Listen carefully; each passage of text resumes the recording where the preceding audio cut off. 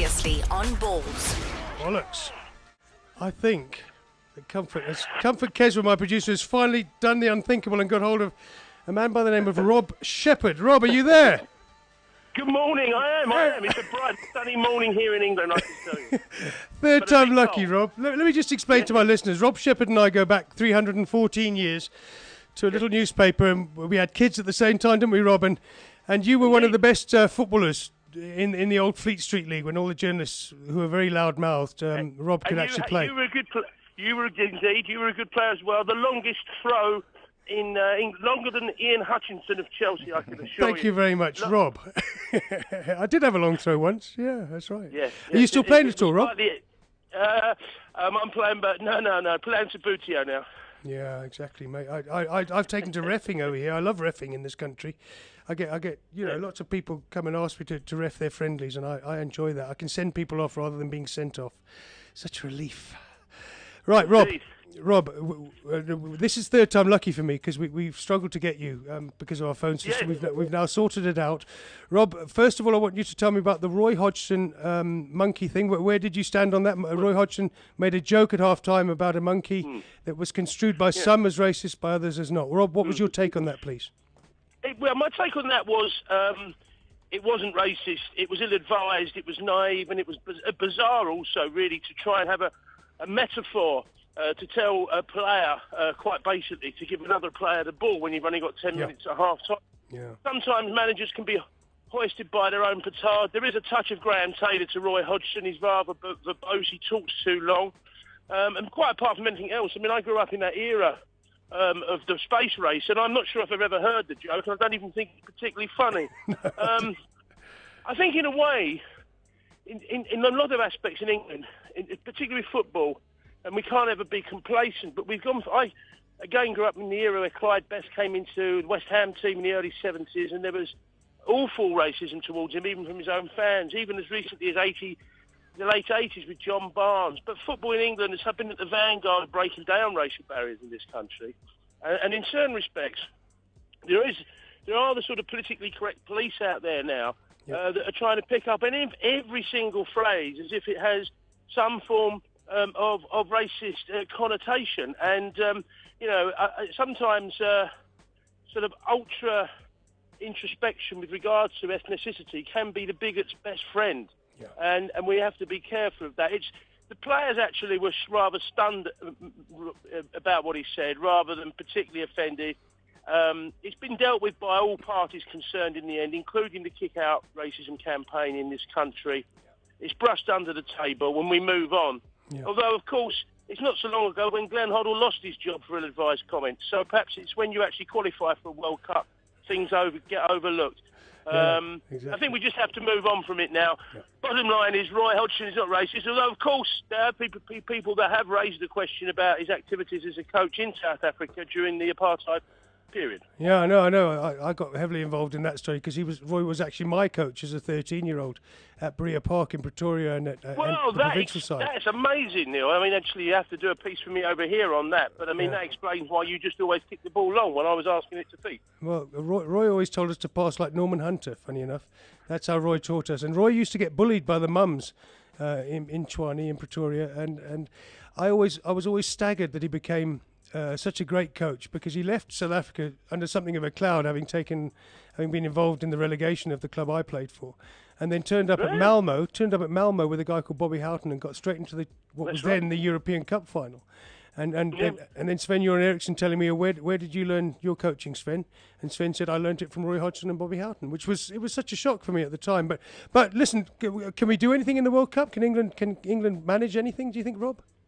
Well, I think for once to go in with such low expectations that they might actually, released from that pressure, the burden of pressure, they might do better than people think. Now, some people think they get knocked out in the first phase because we're so rubbish. England are not so rubbish. They've got good players. We seem to have found another wonder boy, but I mean, we are too quick to praise Townsend. Players. Townsend, don't forget, Oxlade-Chamberlain scored a goal against Brazil only 5 months ago, and he was the new Wunder child. So we have to be a little bit careful, foot on the ball. But I think actually there's a decent team spirit, which actually in a bizarre way showed itself in the sort of controversy last week, where actually all the players eventually pull together rather than fell apart. So actually it does indicate that there's a decent spirit there, which is always important. Decent pool of players. Obviously depends what group they get put into. And then, of course, there is this aspect of football that people do underestimate sometimes, luck. Yeah. You know, England have got to certain stages of competitions over the last 20, 25, 30 years, perhaps a bit beyond what their ability, and went out on penalties. Who knows? This time round, they might get, I think, quarterfinals, and then anything can happen. Yeah, and we do generally get beyond the group phases. Okay, well, that was what I was going to ask you last week, all about England, and you're with me on that. You know, low expectations this time. Let's not overestimate it. We got a chance. At least we're there. Listen, in terms of Europe, what stood out for you this week, apart from, obviously, Zlatan Ibrahimovic looking sensational? You just took the words out of my mouth. I was watching the Man United game, and I saw a message on Twitter about he'd scored, I think it was a hat-trick in 19 minutes or something like that, and managed to get a clip of the goal fairly quickly. Phew. I mean, what a playoff that's going to be between Sweden and Portugal. It's going to be to go to the World Cup. It's going to be cast as Ronaldo versus Ibrahimovic, and what a wonderful player he is. I watched the Arsenal game on Tuesday night and was disappointed, really, that they didn't. I think it was a good point by Wenger. Without Flamini, who is sort of underrated but clearly quite an important player to them, there was that sort of soft underbelly. You can't go around scoring goals for fun like they did against Norwich. The opposition are very strong, great on the break, and a wake-up call for Arsenal. That's the most difficult group, I always thought, from the start. And I still think they've got a problem getting through that. I do as well. 6 points. All three teams on 6 points. Napoli aren't going to be easy again. No, I mean, the thing is, whatever people think about Rafa Benitez, and I have to side with Alex Ferguson, I've never been a fan of Benitez. But what I do, you have to acknowledge that when it comes to European matches, he does organise his teams over traditionally, you know, whether it's been Valencia or Liverpool. He's going to come and pick me up here. Yeah, mate. Sounds a bit like Johannesburg at the moment. That's right. They know I need to get into work. No, sorry. Chelsea also. I thought Chelsea also. So Arsenal were disappointing. Chelsea were particularly good, particularly stunning, and you know Torres. He can't score really in the Premier League, but he's doing it for fun in Europe, and I thought Chelsea were. That was a much more difficult game than it turned out to be, and it emphasises to me that Chelsea are real Premier League contenders and possibly could go a long way in the Champions League too. Exactly, mate. And then on Sunday, obviously, we've got Chelsea, Manchester City. Chelsea, you know, now seem to be back in the right zone with Mourinho, and Man City, you know, picking up useful win in Moscow. Racism there, actually. Rob, obviously, we talk about the Hodgson racism, but the racism in Moscow is the kind of stuff we have to stamp out, isn't it? Well, it is, but I mean, it's going to take a long time. I mean, I've been to the Eastern Europe for 20, 25 years, and even before the Iron Curtain came down, that's how long I go to travelling abroad, and it's awful there. But I mean, you have to put it into right context, and you know, people will understand what I'm saying here. This is a country that lived under totalitarian rule for 40, 60, 70 years. You know, they are not a cosmopolitan society, and it's going to take, and they haven't been, and they are, they're very divided. They were very divided within their own Soviet Union in terms of nationality and national identity. So it's going to take a long time. I think it's an outrage, given the record that they have, that a World Cup was given to them. Yeah, exactly. And I think that if this continues, then you know, somehow, in some shape or form, a stance has got to be made. And I'm particularly unhappy that it has been given to them. We know why it's been given to them, but that doesn't make it right. And at some point, we can't keep allowing ourselves as if we call about football as a planet football as a global community, then we've got to use the power of that to stamp out these issues in other countries or get control of them. Or do we put money first? I think at some point the football community has got to make a stance. And I think people from countries where we see things in a more cosmopolitan manner have got to take a stand on this, Neil. Bloody right, mate. I absolutely go. Reading Yaya Touré's tweets this morning and reading a summary of what he had to say last night was quite shocking. But let's just move on for our final point, Rob. Could you just tell me your analysis of David Moyes so far? A narrow win last night with an own goal. What do we think about what he's doing? I think, we knew that this was going to be, a difficult job to take over by anybody. I don't think Alex Ferguson has done him particularly any favours. In the sense of, I remember the Busby succession, although I was only young, but he sort of took a job upstairs, and he was in the breathing down the neck of Wilf McGuinness and then Franco Farrell. It all fell apart. That's right. And I think that Fergie said he wouldn't do it, and then what's he done? He's been giving interviews on American television. He's in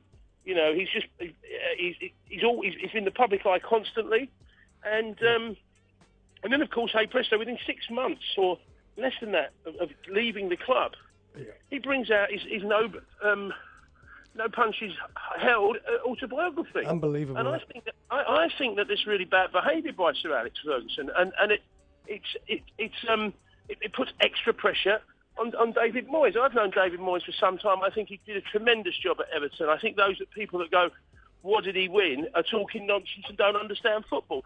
Every year that Everton were in the top 8, which was quite often, they were winning something within their financial scope and capabilities. I think he's got a lot of the right credentials, and I just think he needs time. Don't forget, Fergie had 5 years before he won his first trophy. Of course, I know the football world's changed, but has it changed that much? No. I think he's got to be given time. I think he's the right manager. I think they've had a poor start, and they're developing a new team, and they're stuttering, and he's got to iron out a few problems. But I think if the club hold firm, then David Moyes is the right manager for them. Yeah, great, mate. I agree. When the decision was made, I hoped that Man United would have a brief dip, giving someone like Arsenal or Chelsea a chance. But I always said, right back, it goes back about 10 years, their interest in Moyes, doesn't it, when he was at Preston and all that. I always thought he was the new Fergie. I'm sure he'll come right in the end. Yes, I think he will. And also let's... I think we so much now talk in terms of the manager and the team, and the entirety of it is down to the manager. Obviously, managers have always cast teams in their own, or the best managers have cast them in their own image. Going back to the Bill Nicholsons and all of these kind of guys, and Shankly, of course. Moyes just needs a bit of time. They've got the resources there. They've got some great players. I think he's probably got to sort out the defence better. He needs a new centre-half, a new left-back, and probably a goalkeeper. I still think you need a goalkeeper. Yeah. What's that? I just thought that Sir Alex Ferguson's great weakness throughout his career was his selection of goalkeepers, and so many top coaches.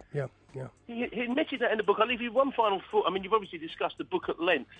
What was interesting to me with the sort of the wham-bam coverage of it initially, because most of the journalists only had an hour or so to read it before they were able to ask him questions. So obviously the main topics were discussed, and I'm sure it's in the book, and I'm hoping to get a copy today if they're not sold out. Yeah. But, Eric Cantona didn't make any of the early headlines, did he? No, he didn't. Now, if there's one player that changed the course of Alex Ferguson's career and success at Manchester United, it wasn't Mark Robins scoring at Nottingham Forest to bail them out of an FA Cup third-round match. It wasn't Lee Martin scoring in the final of that year when they beat Palace, the first trophy. Right.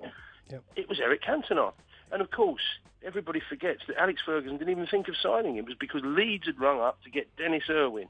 And as an afterthought, Alex Ferguson said, you can't have him, but can I have Cantona? The year that they won the league as well, yeah. It was the year after Leeds had won the last championship, and the season that Manchester United won the first Premier League, and a new era was born. As Ian Dury once wrote, he was the catalyst that sparked a revolution. Eric Cantona. absolutely, and not really. How did he leave? Why did he leave so suddenly? Why did he leave at the peak of his career? Not really been I answered. hope that's in his book. I just set you up to for another bit of music to go on that you could play. Hit me with your rhythm stick if you want. Ian Drury in the Bollockz, Wickham Royal Grammar School boy, Ian Drury. Yep, remember him well.